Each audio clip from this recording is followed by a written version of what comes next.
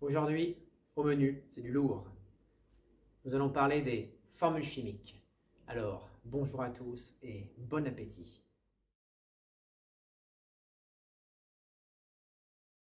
Commençons par l'atome, donc qui se note avec un symbole.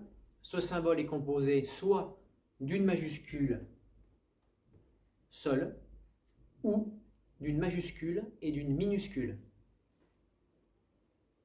Rien d'autre, rien de plus. L'atome a une charge électrique nulle, il n'y a donc pas de charge écrite dans les symboles.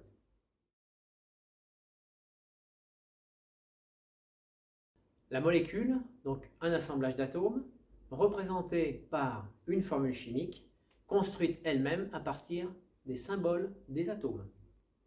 La lecture est assez simple. H, hydrogène, 2 atomes d'hydrogène.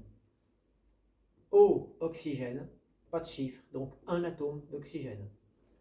Même chose pour celle-ci, N1, donc le 1 n'est jamais écrit, un atome d'azote, et H3, hydrogène, 3 atomes d'hydrogène. Une molécule est électriquement neutre, il n'y a donc pas de charge inscrite dans les formules chimiques des molécules.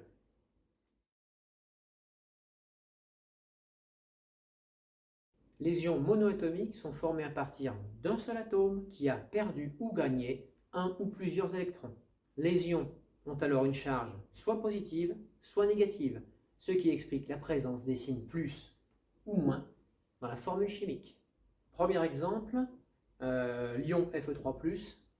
Donc l'ion Fe3+, provient d'un atome de fer, Fe, qui a perdu 3 électrons. Du coup, cela forme l'ion Fe3+, qui possède 3 charges positives en excès. Autre exemple, l'ion chlorure, donc qui est formé à partir d'un atome de chlore, qui lui a gagné un électron, et devient à ce moment-là l'ion chlorure, qui possède une charge négative en excès.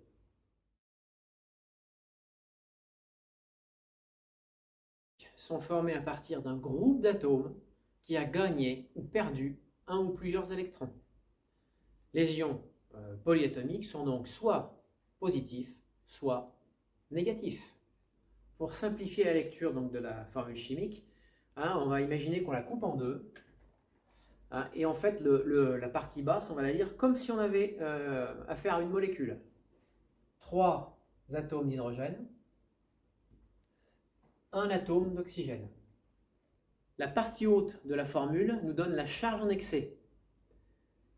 Le plus nous indique que le groupe entier a une charge positive en excès, car il a perdu un électron. Même principe pour l'autre formule. 1 atome de soufre, S1, O4, 4 atomes d'oxygène, 2-. Le groupe a 2 charges négatives en excès, car il a gagné 2 électrons.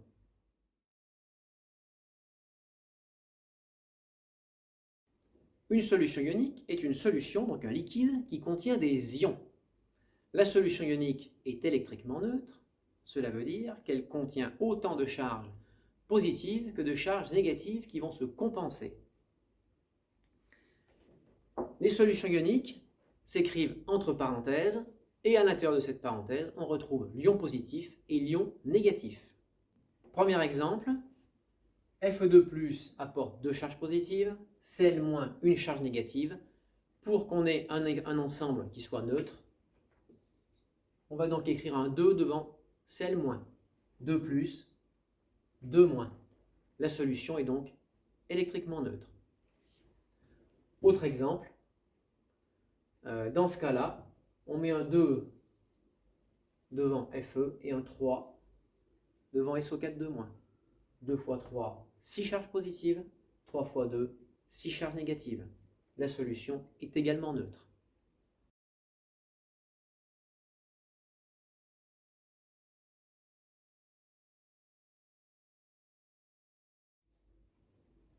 Ouais, le menu devait être copieux, mais moi, encore un peu faim quand même.